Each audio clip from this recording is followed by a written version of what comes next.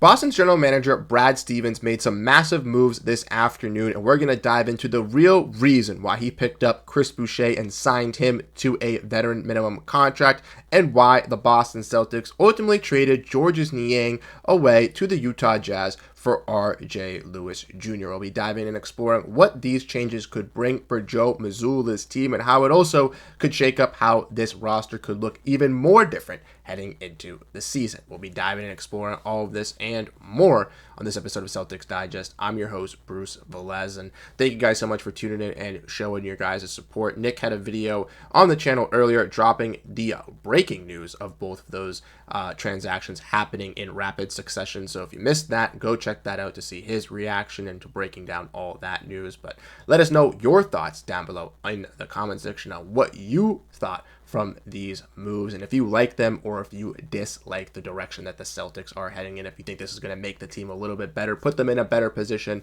I'd love to hear your guys' thoughts. But without further ado, let's dive in and let's get into the updates and go over the reasoning behind these moves. So make sure to grab that snack and let's get into it, as I personally believe the Celtics did make the smart decision here in performing both of these transactions, and we'll have to see what else kind of shapes up due to the fact that these moves did transpire. But the first thing we did see from Shams Charania on your random Tuesday evening or afternoon, wherever you are slated in the United States, we saw that the Boston Celtics are trading Georges Niang alongside 2 future second-round picks to the Utah Jazz for R.J.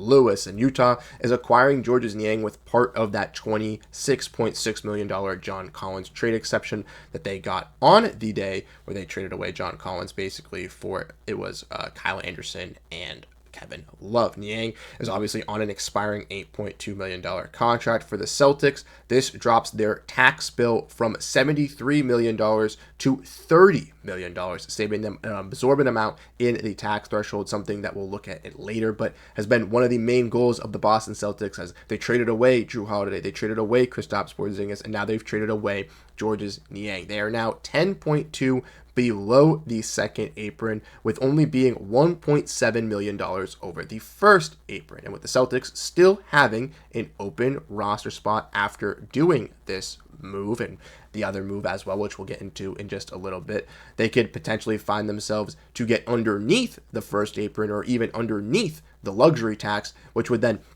take away all these hindrances for the Celtics in, having to pay this extra money in the luxury tax. Not only just that, it helps them be potentially not to lose their draft pick in getting it frozen, but also added to the fact gives them that non-tax mid-level exception, which could potentially bring some more faces into Boston that could help this team. And like I mentioned, the Celtics did make another transaction right after trading Georges Niang and basically are replacing Georges Niang with Chris Boucher as they signed the free agent forward from the Toronto Raptors to a 1-year, $3.3 million deal, which is an absolute steal for the Boston Celtics. Chris Boucher led the Toronto Raptors in all of their bench categories, was a part of that championship team in Toronto, can play a solid power forward pretty decently at that rate, a little bit of a small ball 5. He can come in and compete within this Celtics rotation alongside guys like Luka Garza, Namish Queta, Xavier Tillman, and etc. to really make a statement here. Now, Keith Smith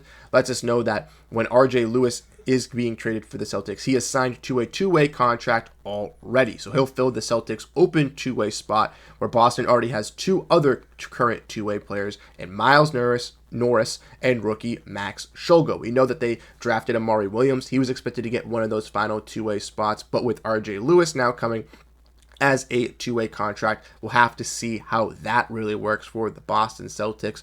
Chris Boucher will be on a veteran minimum deal and will fill the open roster spot that the Celtics created by trading Georges Niang, and with waiving J.D. Davidson, the Celtics still do have one roster spot open and are about $7.8 million underneath the second apron. They have access to not the full non-tax mid-level exception, but partial of the non-tax mid-level exception, which allows them to offer a contract up to $5.5 million. So maybe potential to bring back a guy in Al Horford on this contract. Maybe there's the possibility of a guy in Miles Norris or RJ Lewis getting a guaranteed contract, and then they were able to bring in Amari Williams on that deal. We've talked about Charles Bassey. He obviously would like to come back to Boston and maybe get into that center rotation room. And now with the Celtics having an open roster spot, could they look to bring in him and maybe lose a guy in Amari Williams? Obviously, the Celtics drafted Amari Williams with that with their 40th overall pick, so I think they would like to keep him. Maybe it's not. Maybe it will be a guaranteed roster spot, but I ultimately think that he would find himself on a two-way. So maybe that does mean that Miles Norris is going to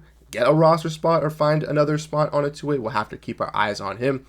But that's a lot of jazz talking about the other stuff. So the real reason why the Boston Celtics did these moves, ladies and gentlemen, is obvious. The Celtics are still trying to save money, and they're trying to save some salary. And by doing these moves, they're able to do this.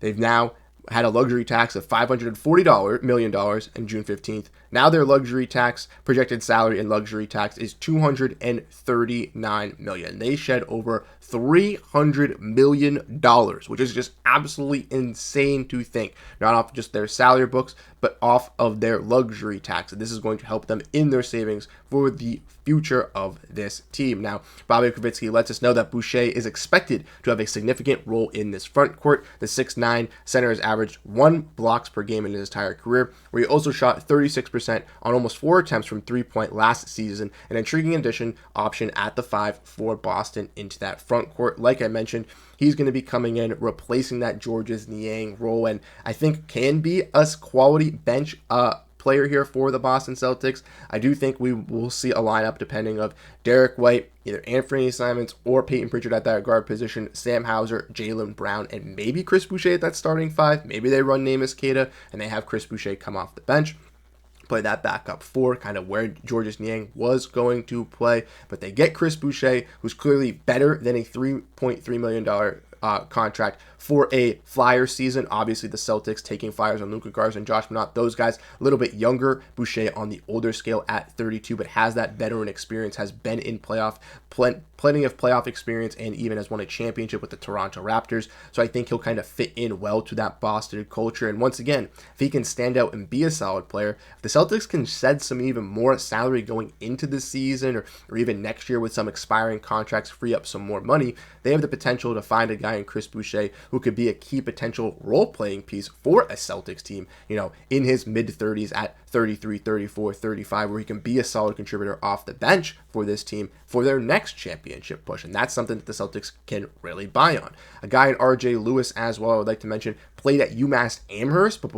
after that went and transferred and played at St. John's last year, where he was solid in Rick Pitino's offense. Obviously, coming in as a two-way guard, but on a 2-year two-way contract will give him that availability to play either for the Celtics or for that main team, predominantly probably with that main squad. But I think is another intriguing piece. You obviously look now at the Kristaps Porziņģis trade. It's trading Kristaps Porziņģis for RJ Lewis, but you ultimately do free up all that money in that Kristaps Porziņģis contract, freeing up $30 million in salary, and then basically replacing that guy to player with a guy in Chris Boucher, who obviously isn't 100% replicable of a guy like Kristaps Porziņģis, but I still think can fill in a solid role at that power forward slash small ball 5 for this Boston Celtics team. And I don't think Brad Stevens is done. Like we've mentioned and like we've kind of discussed here throughout this video multiple times, the Celtics saved that $40 million just in this Georges Niang deal. They saved about,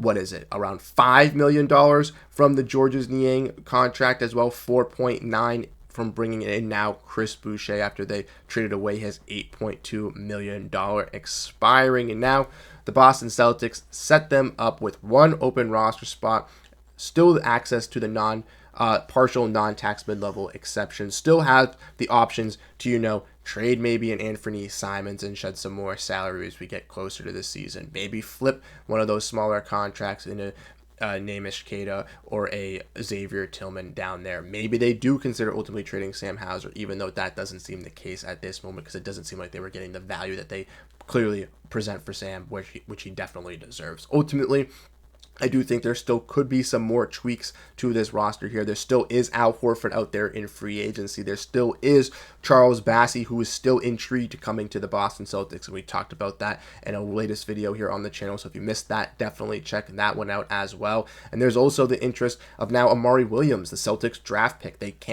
They can't draft someone and just completely lose him and just only see him in the summer league. At least with Anton Watson, he was on that two-way contract, was playing with the main Celtics team. Then they decided to waive him for Miles Norris after seeing him for a little bit. I don't think you can really give up on a guy, Amari Williams, just like that. And I don't know if he's going to go to the team just on a G League contract. So we'll have to wait and see how that can be plausible for him. But those are some names I think to keep an eye on surrounding the Boston Celtics. Obviously, Bassey, obviously, Amari Williams within that center rotation, within those two-way and final roster spot, but then also on the trade market, maybe a guy like Anthony Simons does get moved, as Brad Stevens did ultimately move a guy in Georges Niang. Maybe that still is on the table for Anthony Simons, and that's something he's trying to get figured out. Without all of that, though, obviously, I think this was a big thing for Brad Stevens. They saved more money. This is why they did this.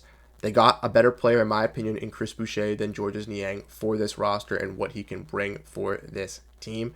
And I think the Boston Celtics, even though obviously the roster on paper, maybe with the depth, isn't looking like a top 4, top 5 team in the Eastern Conference, I still think it's going to be able to hold its own, be a low-tier playoff team, at least play-in team, and still be at least exciting with these options. And if some of these flyers really do stick, a guy in Josh Minott, maybe a guy in RJ Lewis develops and is really nice, the Celtics have had maybe an eye on him. Maybe a guy like Chris Boucher has a good season this year. The Celtics can turn some of these pieces into key rotational guys like they did in the past with Luke Cornett, Sam Hauser, and Peyton Pritchard, and they can even just get this team a little bit more deeper for when Jayson Tatum does ultimately come back alongside Jaylen Brown and Derrick White to then get another championship squad ready to go.